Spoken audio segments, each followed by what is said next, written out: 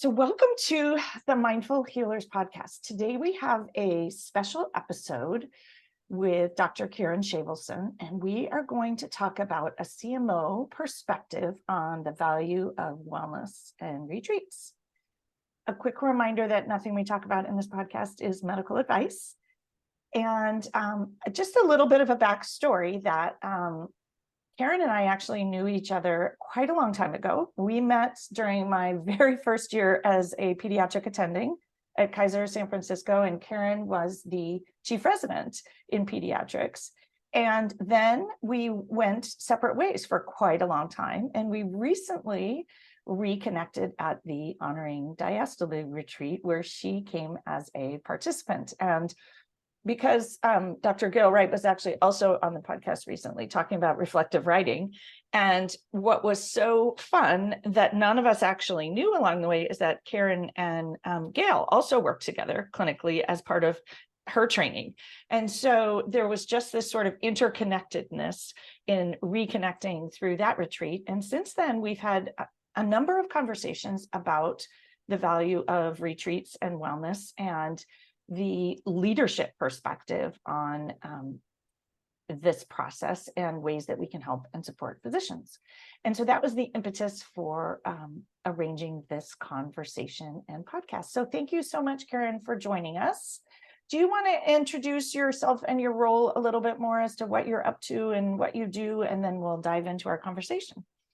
Yeah, I'd be happy to. Thank you for having me today. So I'm the Chief Medical Officer at Marin Health, and I've been here for about 4 years. I'm a pediatric hospitalist by training, which is obviously how I know Jesse. Most of my non-GME career was actually spent at Kaiser Oakland in particular. And I'm very thankful to Kaiser and TPMG for all of the opportunities as a leader. The growth and the development and the training that Kaiser offers is actually quite special and not something that I see very often outside of non-academic, non-Kaiser settings. And so very grateful for that. And I decided to spread my wings and try out my leadership skills outside of Kaiser. And I found myself at Marin Health, which many of you know as Marin General. And it's been a really wonderful experience. I came into the role kind of in the heat or the heart of the pandemic, depending on how you want to look at it. And it was definitely a very interesting time. And I think that was really where this idea became so critically important to me, that we support the well-being and the wellness and the health of not just our physicians, but our entire medical staff, and really, quite frankly, all of our clinicians. I mean, everybody, we know this, everybody really struggled. It was awful. It's something, it's like the 9/11 event. We'll all forever remember where we were at certain times during the pandemic. And so as we find ourselves, I hope, emerging from that day, those days, it's really about, where is medicine going? Where is clinical care going? What has the recent past done to our landscape? What has it done to our medical staff and physicians? And what do we as organizational leaders need to do to better support the people taking care of the patients? And I don't think there's any single answer is my takeaway. You know, I've been looking for a magic bullet, and guess what? I don't have one. And so I appreciate people like Jesse and many others who are out there trying to find ways to support people, knowing that support may look different for different people. And I think that's really been the key takeaway for me, is there is no one size fits all. So I appreciate being here today, and I hope, if nothing else, that this conversation helps other leaders and other clinicians in terms of asking their leaders for support, and perhaps creates a bit of a network and collaborative that can continue to have these discussions about what we can do to help one another. I love that you brought up that there's no one solution, because this conversation, we were sort of going to steer towards one solution. And yet that is definitely not the message, that there's one solution. It's a solution.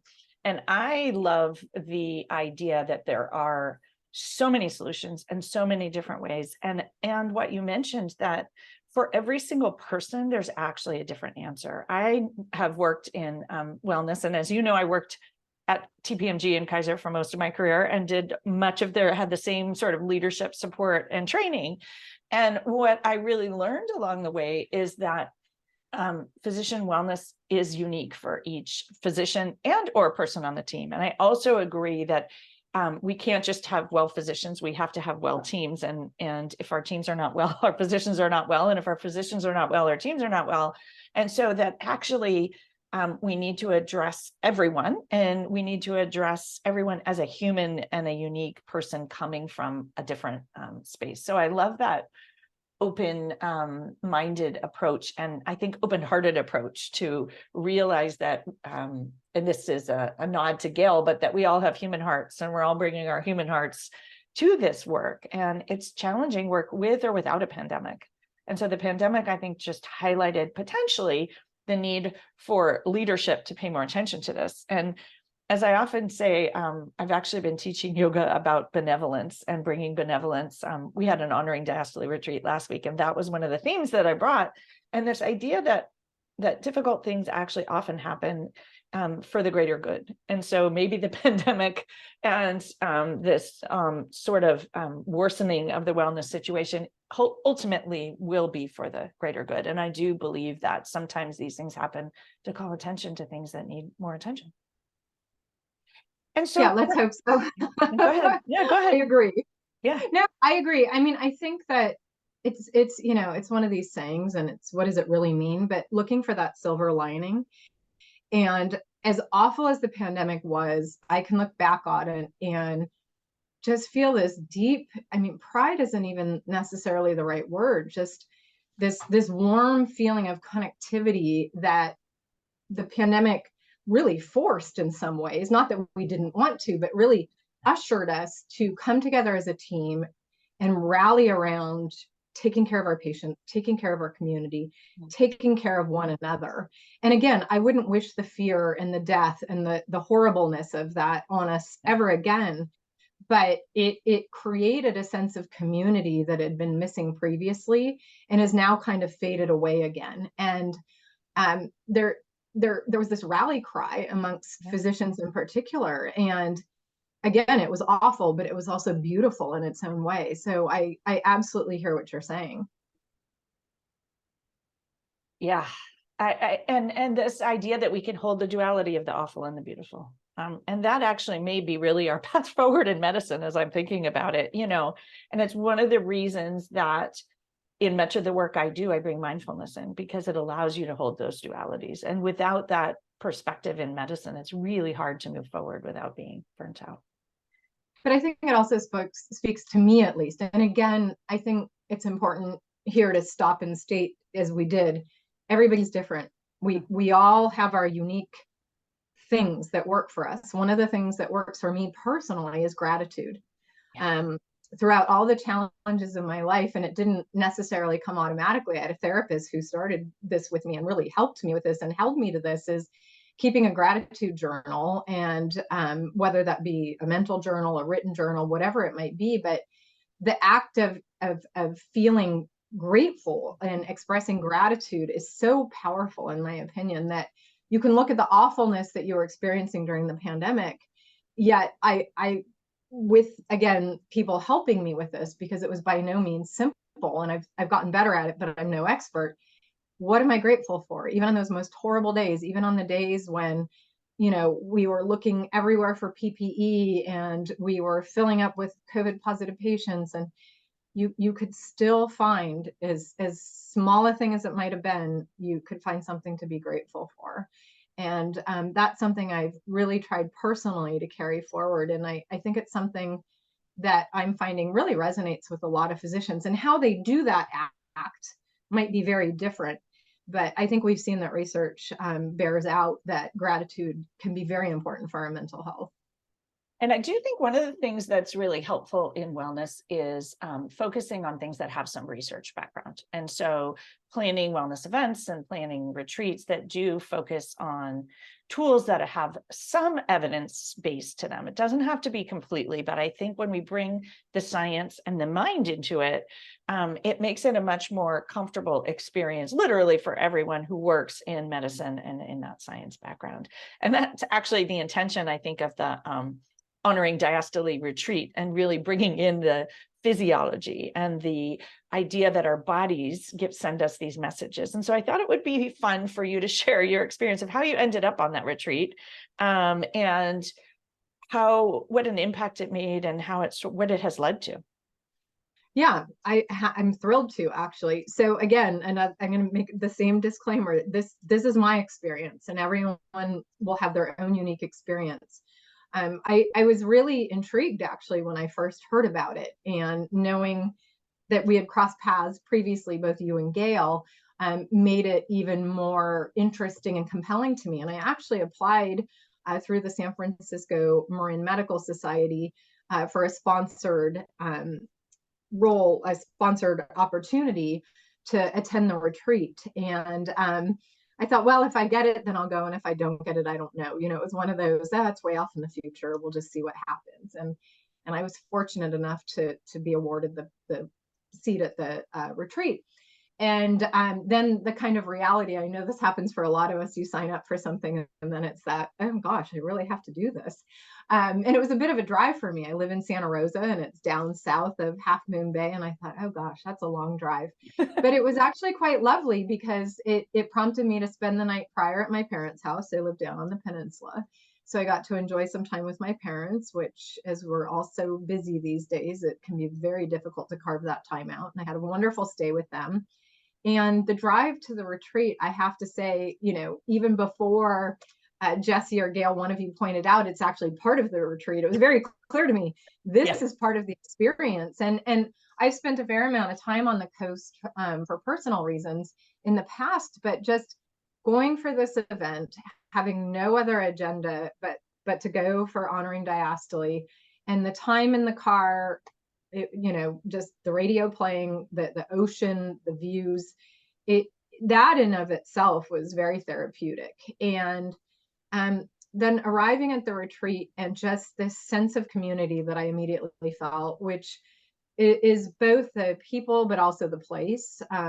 The setting and Pie Ranch is really quite special, and that's coming from someone who actually lives on a rural property. So it's not as if I don't get my share of open space. And I think everybody felt that, just this openness and this ability to breathe. The air was clean. It was quiet except for the bird song. There were fruit trees and flowers, and very casual and relaxed. And immediately the tone was set. And I think what really impressed me, many things impressed me, but the openness amongst the participants. And I give a lot of kudos to you and Gail, Jesse, for really inspiring us to open up. And I am not, I'll be honest, I'm a pretty tough customer. I'm not woo-woo. I'm not, share my feelings. And, I hear wellness and think we're going to be painting things, and that doesn't work for me. That works for some people. I'm not criticizing it, but, I just didn't know what to expect. And really what it was like in some ways for me. And it's interesting that this spoke to me, and I know it's spoken to others. It was really like a peer support group, and then some. And I think when I think about the post-pandemic world and what wellness can be, and why coming together in person again in our physician community is so important, is because I think we have this shared experience, not just the pandemic, but the stress and the pressures in our clinical lives, that having a support group that knows what you're going through and knows what you're feeling is incredibly powerful. And I actually found it to be very important to me that I didn't know everybody else that was there. I mean, I definitely knew some people, we all have so many connections, but it's not like I went with a bunch of close friends. And there was something very powerful in that connection with strangers. And hearing, particularly during Gail's writing workshop, that was particularly powerful for me, because I love writing. And the pieces that people wrote and shared I mean, it really brought me to tears, and that's not easy to do. It was incredible. And not just for their eloquence, not just for their willingness to bare their souls, but also because I knew exactly what they were feeling. It speaks to you in some primal way, like, wow, this is it. This is it right here. And so that was incredibly important. And just the opportunity to eat a wonderful meal and share experiences and pick apples from the tree and eat them with other people, and loving how the group mingled too. It wasn't like people kind of went into their little separate posses. It was everybody was connecting with everybody. Perhaps my favorite part of the day was buying a couple pies at the shop at Pie Ranch. I've told everyone who's gone, like, get me a pie. It just the overall experience, and then even driving home, which again was a long drive, and I knew it was going to be, but it was also part of the therapy. It was an opportunity to reflect without interruptions, and we so rarely get that anymore. In this beautiful setting along the ocean, I purposefully took Highway 1 home for that reason. So I just it really worked for me, and it was very clear it worked for the other participants. And it was interesting how each of us found different pieces of the teachings of the day that we were going to take for ourselves, but also take back to our teams. And in particular, it really reignited for me the desire to journal again, which is something I had let go during the pandemic, just because everything was so hectic and so busy and so disruptive.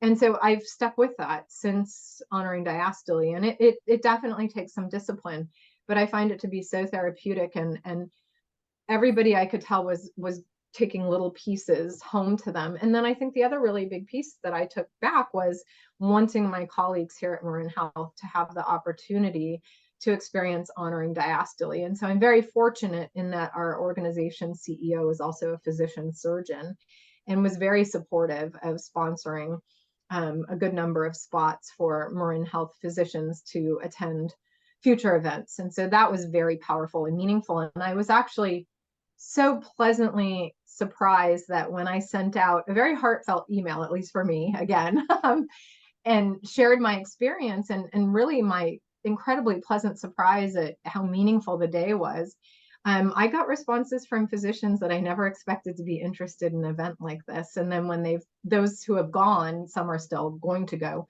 how impacted in a positive way they've all been. So I just want to thank you and Gail, Jesse. It kind of opened doors for all of us that might not have happened otherwise. So we really appreciate it. I love hearing that reflection. And a couple of things I just wanted to sort of comment on was one of the things you said about going with people you didn't know. I find sometimes people feel like, oh, I have to get a collection of people to go to feel safe to go. And I think that there is this tremendous value in showing up on your own. We actually had someone this past weekend who was supposed to come with someone and the other person couldn't come. And I think she got so much more out of it coming on her own and really having that experience, one of being able to go within, because I think when you don't know as many people, you are able to sit and let things percolate inside, but you also are able to show up in a more sharing way that feels a little bit more safe. And then when on one of the future retreats, I think Marin Health sent 11 or 12 people that actually worked together, and to see that there was also tremendous value in that. And I think they came and even stayed together and made a whole thing of it. And that turned out to be a very cool team experience. And so I think it can go both ways. And I just want to offer that as physicians, I think we always think there's one way. Like I go to retreats with friends, or I have to do it as a team, or I can only go with people I don't know. And so I just want to offer, I think there's ways for everyone. And I do a lot of group coaching actually online. And one of the things that I think is so powerful is that people come from all different health systems and they come from all different specialties. And when they find that universal experience that you mentioned, and that sense of belonging and connection over the experience of working in healthcare, that's incredibly powerful to see how universal, not all of it, but that universal experience is very healing. And so allowing yourself that opportunity can be a real gift. It's uncomfortable, as you mentioned, but it's a real gift when you step into it. So I would love to have you share a little bit. So you mentioned that when you came back, you were able to advocate for folks to come on their own, and have your organization support that. Do you have any tips for people who want to reach out to their leaders? What was helpful in negotiating for that, and encouraging people who, as you mentioned, might otherwise not have engaged in something like this? Yeah, absolutely. I mean, I think in terms of the organizational support, my having attended and being able to speak personally to the positive benefits was critical. Yeah. Fortunately, the event is also CME eligible. So many of us obviously have some CME dollars available to us. And I think for the quality and the depth of the event, the dollars spent are well worth it. So there's a couple ways physicians might be able to attend. I mean, I think that being able to say, I went to this and this is what it did for me, and this is why it's really important to me to take it back to others is really a pivotal piece of this. So that I think will help others. But it is definitely challenging. I mean, putting together a budget and speaking to how it'll benefit the organization is a project in and of itself that not all of us have the time to do. So I don't have any one way to approach this with administration, but I know for myself, just describing my day was really important. And I have seen this time and time again, that one person will come, and sometimes they're a leader in the organization. That is actually incredibly powerful. So if you happen to be a leader, very worthwhile in the sense that, and I know you experienced that you, not only did you get benefit, but by sharing that, so many of your colleagues also got to come and also got benefit, and that ripple effect. But I've also seen people who are not necessarily a leader come back and advocate in their own organization. And again, it's based on, I went and this is how it transformed me. And even that just single experience can be a really powerful way to advocate. My sense from what I've heard you say too, is that when you encouraged others to come, and then other people also had that positive experience, that was really helpful in terms of getting more funding and more support. Absolutely. And also the other piece you mentioned earlier in the podcast is that there's science behind this. Yeah. You know, there is science, there is reason. And that will also speak to gaining support for whether it be this or another retreat or another event. And so I think recognizing that and being able to describe that and objectify it is critically important. And then I think for whether you're a leader or a member of an organization advocating for this, you can also look to some of the regular surveys that most organizations conduct, and they all have different names depending on where you are. But those will often point to the degree of burnout within an organization and sometimes separate out the physicians. And so that could be a data point that you utilize as well. You know, hey, look at, we had X survey. It showed that burnout is XYZ amongst our physicians. That's a pretty high rate. We know that an event like this is going to help, not solve, but help address some of this. And so that's another, I think, rather compelling piece. I mean, we just did a big survey of the entire organization, and wow, no surprise, there's a lot of burnout. So I don't think it's any secret that I don't know a single healthcare organization that's not contending with burnout. So that is another avenue to getting some support, I think. And one thought that came to mind there, and as you mentioned, it helps, doesn't solve, that I have found helpful in encouraging both individuals and organizations, is this isn't saying that the system doesn't need fixing, and it isn't saying that individuals are at fault. It's just a piece that helps us take care of ourselves along the way and improves culture, and actually puts us in a position where we as physicians and physician leaders can actually be more effective advocates for effective solutions, because we are more well and in a more whole and healthy spot. Oh, I think that's absolutely the case. And role modeling that is critical. And I'm in a unique position where I have some non-physician departments reporting to me. They're clinical, but they're non-physician. And I'm insistent that these leaders demonstrate, and I demonstrate, our balance, our work-life balance, that I don't expect somebody to answer my email on Friday night at 8 p.m. that's really important. And talking about that, talking about boundaries and work-life balance and wellness and how we take care of ourselves, and then making sure that the people that work with us and around us see that and are supported in pursuing their own work-life balance, their own wellness. That's really important. And being able to talk about it, not just ignoring what we all know is this big, massive problem. People are burnt out. And I was really surprised one time I was in a relatively small group Zoom, all clinical leaders, not all physicians, some, and the topic of moral injury came up. And half the group had never even heard the discussion of moral injury in healthcare and what we're thinking is happening to our healthcare field right now in terms of moral injury. And so we started talking about it. And I had 3 people in that meeting, separate from one another, later reach out to me and say, just talking about that did so much for me. It validated me. It made me feel heard. And the fact that you are willing to talk about it as one of our senior leaders meant the world to me, that you're not afraid to talk about this, that you're not pretending this isn't happening. And so I think don't underestimate, as a physician, you are a leader, and people working around you, that team that we referred to working around you, they look to you.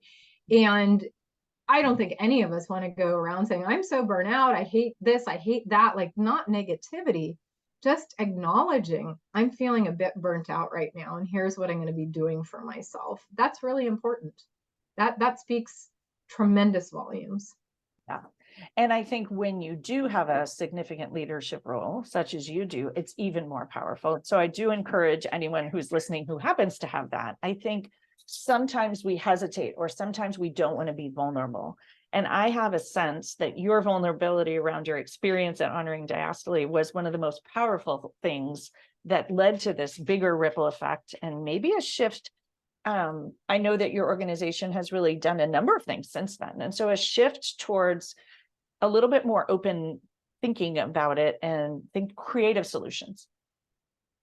Yeah, absolutely. And I think that, again, watercoloring doesn't work for me. We hosted a watercoloring event and the people that attended loved it. And I'm thrilled for that.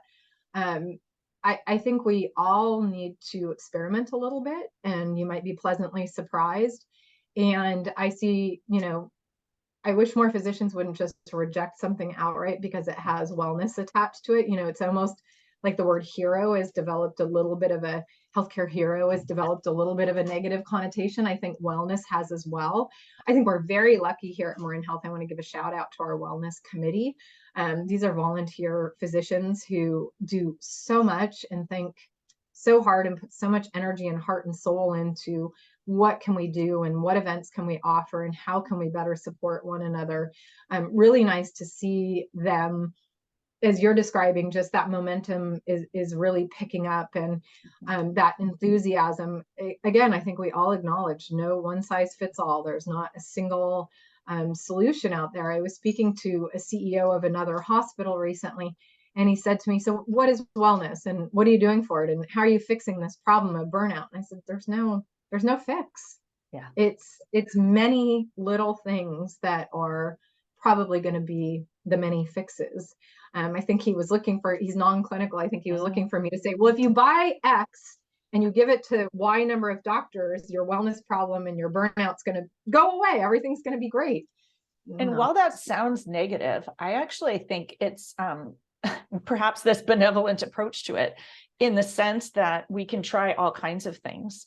And what always excites me, actually, honoring diastole is a one-day retreat, and I do a number of different retreats, but I love the fact that it's a one day, in that you can take one day, you can pop in and address it and really feel like you get some significant change. And you don't have to, I know you've just been on a big trip. You don't have to fly across the world, and you don't have to go to the Caribbean, and you don't have to spend a week somewhere. Now, that's also wonderful, and there's amazing benefits to that, but that there can be these small interventions. I often teach in yoga, and I don't know if when you were there, but subtle is significant.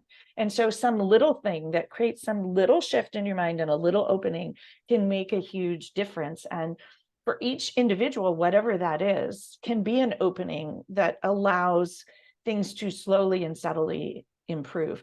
I also think that maybe burnout isn't something to be fixed. Like, it's actually part and parcel of kind of what we do. We do a hard job. I wish we would use a different word. Practicing medicine is hard. We all need things that support us along the way, and sort of realizing that we're humans doing hard work, and that therefore we need a system that's supportive. That might be a much more proactive, healthier approach. And it reminds me a bit of the power of words that you mentioned. And for some people, this word wellness is triggering. And for many people, the word burnout is triggering. And so thinking about the words we use as leaders and the words we use when we perhaps design, I'll use the word interventions, right? So using things like honoring diastole that gets us back into our medical mind, that maybe makes it a little more open as an opportunity for someone to engage in something different. Yeah, I completely agree with you. I mean, I think that all of us in our professional lives have experienced periods, even before the pandemic, where it just feels a bit overwhelming. Mhm. And I think it's a very challenging word to use right now, burnout. But it's like you're saying, if we could normalize it and acknowledge and recognize that, yes, what we do is stressful, what we do is particularly fraught. It's really challenging these days.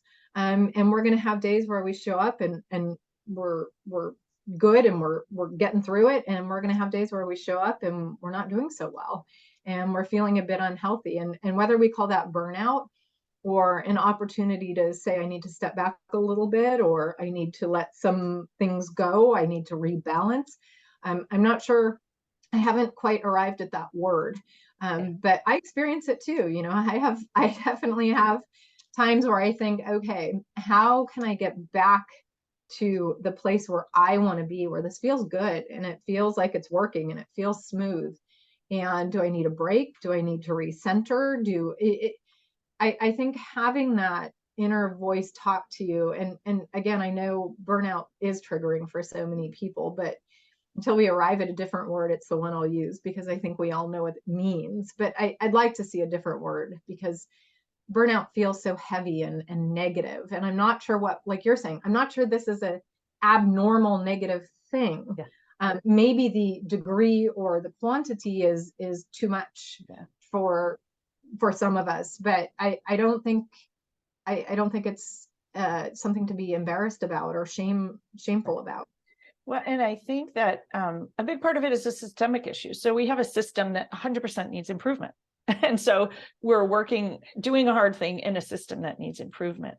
But something you said just super resonated there, which is this idea of kind of navigating the ups and downs. And in any career in medicine, there are going to be time periods where you're really engaged and feeling good, and time periods where you've given too much. And that's really part of the human journey. And when I look back at work in wellness, and particularly a lot of this mindful coaching work that I do, we were taught actually not to listen to ourselves and not to listen to our intuition, and to do what we were told and follow along and be very outward focused. And so one of the things that I think is so valuable to learn, whether you learn it at a retreat, whether you learn it with one-on-one coaching, some people find it actually doing art. I'm not an artist either, but it's the ability to slow down and listen. And so when we get into a creative endeavor, we're able to connect with a part of ourselves that we can't connect with in the other parts of our work. And so whether it's being in nature, hiking in nature, or painting, or writing, or doing yoga, or having even a meal, a lot of people at the last Honoring Diastole retreat, and I love hearing this, connect with the Sustainable Farm Tour. There's always something that the leaders share there about sustainable farming that hits a switch in people's brain about sustainable living and sustainable practice of medicine. And every time I've learned a different tool and a different pearl. And so I think it's fascinating. This time in particular, it's the herb garden is in total. There's no apples right now, but the herb garden is the thing. And people were talking about the five senses and the sort of just that ability to kind of connect with yourself when you're activating all the senses, and you're touching and you're smelling and pausing long enough to do that. And so, which is a very different lesson than at certain times of year, the dirt has to rest. That's another lesson I love for physicians, because we don't think we need rest. But even the dirt on a farm has to take a season off to regenerate. And yet we're like, well, rest is not helpful. And I'm like, it's exactly what makes that ability, that part of dirt to actually grow amazing things. And so I just think it's so interesting to me that what we all need is some way to reconnect with that and to allow that. And it often comes unexpectedly, as in your journey, right? You didn't expect that this day would bring you those things, and that willingness, whether you're the CMO or whether you are, as I like to say, anyone on the team and anyone that works in a hospital, I think that, or a clinic, or wherever else you might work, that I think it's really important to have that sort of open-mindedness and open-heartedness about the life journey. I'm not promoting TikTok here, but there's the TikToks where people are overwhelmed and there's like a crowd in the background, blah, blah, blah, blah, people talking. And then they start their activity that's their escape. And sometimes they get on a mountain bike and then the voices go silent once they sit on their bike. For me, it's Jesse knows I have horses. The minute I'm with the horses, all that noise just dissipates. It's as you're describing with the soil, when I'm with the horses or when I'm caring for the horses, or hey, if people want to come clean up after horses, I can promise you it's like very therapeutic, because your mind isn't that necessary. It's all mostly physical, and it's like farming. And to some extent, I think cooking, I think all of these things that allow us to find a recentering, a stillness, whether it pushes out or shuts out that background noise. Journaling is another one that does it for me. And so through maturity and time and experience, I've learned these are the things I need to go to when the voices, when that noise, that background noise gets to be too much. It's like this pressure, and finding that escape, even if it's just journaling for 5 minutes so that it gets quiet in my head again, I think is really, really important. And I know for physicians, I heard at Honoring Diastole, it broke my heart almost, hearing from physicians the pressure of their careers, of their family, of their children, of their any number of things that they're feeling. Just there is absolutely no space or time for themselves. I think the message at Honoring Diastole is, here are the ways in which you can find a few minutes to allow yourself that quiet, that shutting out of all of these pressures. And whether it be as simple as the walk from your car to the clinic, finding something to be grateful for, expressing gratitude for something in that 2-minute walk. These little tiny pearls aren't so tiny then, they're actually massively important. And whether you can carve out an afternoon to go for a hike, or whether you carve out 5 minutes for journaling, or whether your 2-minute walk from your car to your place of business allows you to be grateful for the sunshine or whatever it is that speaks to you. I mean, the joke I tell people is, one of the things I do after a really stressful day, and I promise you I don't take my eyes off the road, I have this stretch of my drive where there's always a ton of hawks up on the power lines because it's all open fields. And I like to count the hawks. There's something about that is just so simplistic and allows me to keep my eyes on the road, but also just be amazed by this. Here's this stretch of 2 miles and I'll see 12 hawks. I mean, it's just a thing that speaks to me. So whatever it is that speaks to you, find it, hang on to it, use it, don't let go of it. Be a little bit aggressive about it. You deserve that. Sometimes you're going to feel guilty for even that 5 minutes. Don't take that 5 minutes. That's what we all need to do. And I think that message from someone who, I think many times we often think that people in the higher leadership don't get it. And so I'm just going to offer that Karin is in the higher leadership and she does get it. And I know from working with many of the other leaders in your organization, they get it too. And having worked at TPMG, there are people that get it. Maybe not everybody gets it. And our doctor brain looks at those who don't. But to hear that there are CMOs who do get it, and CEOs who do get it, and department leaders who get it. And so I think just understanding that we're all human and we're all navigating this human journey. And that is one of the things I think that's so helpful about retreats, is it kind of puts us all in this spot. And so for anyone who's listening who is a leader, I think it's amazing. It's one of the most helpful things as a leader you go, because you can share that experience. And and to encourage others to go join you or go on their own, or figure out a way like Karin did to help be able to support them. I think you never know till you ask also. So sometimes like you're really surprised at the way that these things transpire. And I will offer that, the San Francisco Marin Medical Society deciding to sponsor spots to encourage people to go, the ripple effect of that in many different organizations has been really powerful, because people have come and taken it back, and then different people have come and they've arranged for their team to have a retreat or to do a whole team day. And so one of the last things you mentioned there was this idea that it doesn't have to be big. So it could be you just going. It could be a one-day thing that can be really transformative. It can be a 5-minute thing that could be really transformative. And so subtle things and tiny things. I think when we think about, oh, I have to solve burnout, or I have to change my job, and it can just be this tiny little shift in perspective that can make a huge difference. Any final thoughts that you have on this that you'd like to share as we close? Just that I think that this is a process, as you've mentioned, and I hope that we can all be almost students of this process and study it and really look at ways of sharing with one another what we're doing, what we're working on, what's resonating for our teams. Again, we've acknowledged during this talk that we don't think there's one single way to approach this. And so I personally am very open to hearing from other groups, organizations, leaders, people, whatnot. Hey, we tried this and it was absolutely phenomenal. Our physicians really enjoyed it. One of our most successful wellness events was a pickleball afternoon.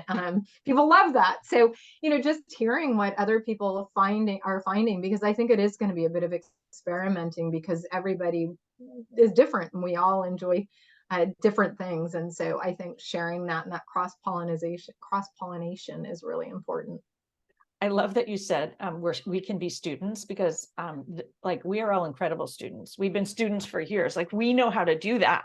And so if we could get back into that learning, creative exploration mode of like, I'm just going to go and see what I can learn, I think that may be just a crack that lets the light in for so many people, getting back into our student learning mindset. Because if people in medicine love anything, they love to learn. Everybody loves to learn. So I think that's really a beautiful spot to sort of end this, to encourage folks to be students of a healthier way of moving forward, and to share that learning with others. And I will say that we would love to have anybody join us for Honoring Diastole. We have 2 more this year, including the apple picking date in September. So maybe Marin Health wants to send some more folks. We love, and I love having people from all different healthcare systems. I think that's one of the most magical pieces of those retreats.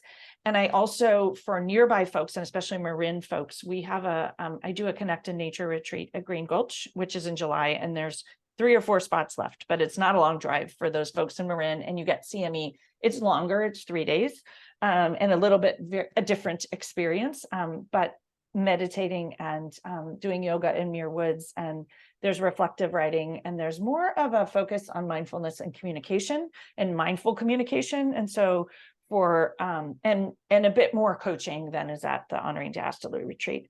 One of the reasons I do multiple different retreats is actually what you said, which is that people enjoy different things, and they enjoy different locations, and they enjoy longer and shorter. And so there's a window of opportunity for everyone to find the thing that works for them, whether it's a retreat and they want to go out in nature and be with other people, or engage in something on their own. So thank you so much for joining me today. I think it was a really helpful conversation, hopefully for all those that listen. And I think both of us share a desire to have a more healthy path forward in medicine for everyone.